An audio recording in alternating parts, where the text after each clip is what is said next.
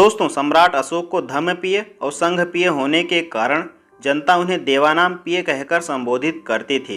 हालांकि आज यह शब्द काफी विवादास्पद बना हुआ है, क्योंकि ब्रह्मवंशी समुदाय का लेखक समूह देवानाम देखकर इसे आज वाले चमत्कारिक देवी देवता से जोड़कर सम्राट अशोक को उसी अलौकिक देवी देवता का प्यारा बताने में कोई कोर कसर नहीं छोड़ते हैं।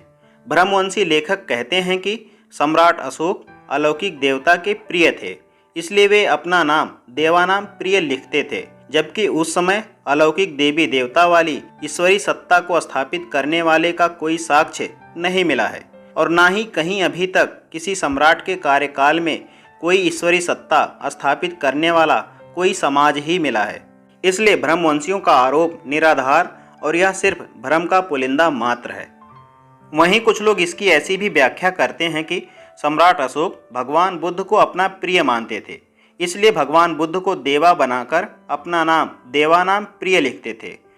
अब बात यहाँ पर यह उठती है कि कोई व्यक्ति किसी का प्रिय तभी हो सकता है जब वह व्यक्ति जिंदा हो, अन्यथा वह उसका प्रिय कैसे होगा। जैसे मान लो कि कोई पुत्र अपने पिता का प्यारा है, लेकिन कब तक? जब तक कि उसका पिता जिंदा है। जिस दिन उसके पिता की मृत्यु होती है, उस दिन से उसकी प्रिय वाली उपाधि भूतकाल बन जाती है। अब लोग उसे कहने लगते हैं कि यह अपने पिता का बहुत लाडला या प्रिय था, लेकिन सम्राट अशोक के साथ इन भूतकाल वाले वाक्यों का प्रयोग नहीं मिलता है।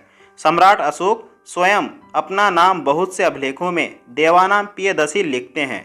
आखिर इसका रहस्य क्या है? आइए इसका साक्ष्यों के साथ विश्लेषण करते हैं।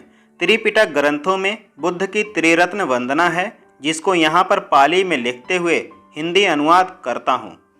इतिपिसो भगवा अरहम सम्मा संबुद्धो विद्याचरण संपन्नो सुगतो लोकविदु अनुत्तरो पुरिस दम्म सारथी सत्था देव मनुष्यानम बुद्धो भगवा अति।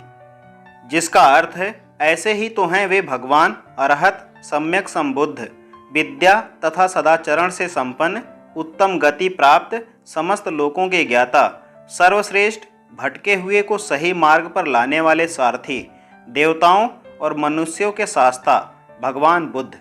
इस वंदना में आप लोगों ने गौर किया होगा कि पाली के शब्द में सत्था देव मनुष्यानम बुद्धो भगवा अति, जिसका हिंदी अनुवाद देवताओं और मनुष्यों के आचार्य भगवान बुद्ध को बताया गया है। अब यह बात ध्यान देने वाली है कि सम्यक संस्कृति में देवता किसको कहा जाता था, जिसके कि गुरु या आचार्य भगवान बुद्ध होते थे। दोस्तों, सम्यक संस्कृति में भगवान बुद्ध समग्र मानव समाज के गुरु थे और यह बात आज सर्वविदित है। इस पर टीका टिप्पणी करना बिल्कुल भी उचित नहीं है। फिर भगवान बुद्ध की वंदना में देवा शब्द से किसको संबोधित किया जा रहा है? वह जो भगवान बुद्ध का शिष्य था। इस बात का जब तार्किक विश्लेषण करेंगे तो पाएंगे कि सम्यक संस्कृति में भगवान बुद्ध के शिष्य उस समय के राजा महाराजा के अलावा नगर और गांव के सभी गृहस्थ मनुष्य के अलावा विशिष्ट गुणों से भरपूर भिक्षु संघ भी होता था। भिक्षु संघ के सभी लोग भगवान बुद्ध को अपना शास्ता यानी कि आचार्य मानते थे और उनके बताए ज्ञान के मार्ग पर चलते हुए अपने आसपास के सभी लोगों को भगवान बुद्ध के बताए रास्ते पर चलने को प्रेरित करते थे।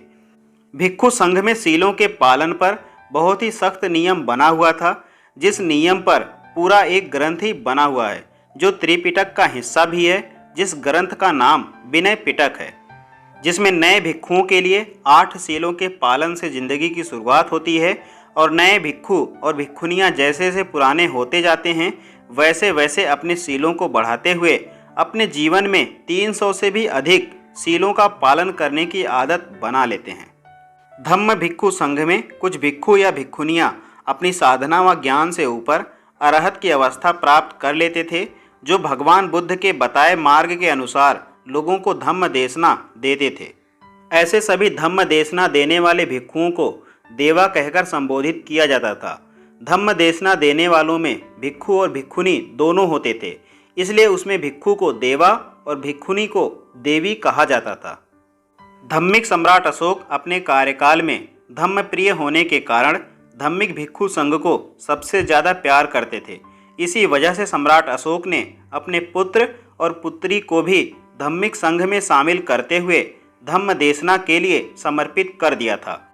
इस वजह से उस समय सम्राट अशोक धम्मिक भिक्षु संघ के सबसे प्रिय धम्मिक सहयोगी सम्राट होने की वजह से लोग उन्हें पाली में देवानंग पियेन पियदसि अशोक के नाम से भी संबोधन करने लगे थे और उस नाम को सम्राट अशोक ने अपने व्यक्तिगत जीवन में भी उपयोग करते हुए अभिलेखों में लिखवाया था। ऐसे में इस देवानाम पर सम्राट अशोक द्वारा स्पष्टीकरण किया हुआ एक अभिलेख सासाराम से मिला है, जिस पर सम्राट अशोक ने साफ साफ धम्म लिपि की पाली भाषा में एक अभिलेख लिखवाया था, जिसको आप लोग देख पा रहे होंगे, जिसका हिंदी अनुवाद यह है कि जब मैं संघ की संगति में आया, इस समय तक जम्बू द्वीप में जो लोग भिक्षु संघ और शाक्य मुनि से जुड़े नहीं थे, उन्हें भिक्षु संघ से जोड़ा गया है। दोस्तों, सासाराम के इस लिखित अभिलेख से और बुद्ध वंदना में देवा शब्द के संबोधन से स्पष्ट हो जाता है कि देवा शब्द का उपयोग धम्म देशना देने वाले धम्मिक भिक्षु संघ के वरिष्ठ सदस्यों के लिए किया जाता था। अब धम्मिक भिक्षु संघ के सम्राट अशोक प्रिय थे, इस वजह से सम्राट अशोक को सभी लोग सम्यक संस्कृति वाली पाली भाषा द्वारा देवानंग प्रिय कहकर संबोधित करते थे और उसी को आज के समय में लोग देवानाम प्रियदसि कहते हैं।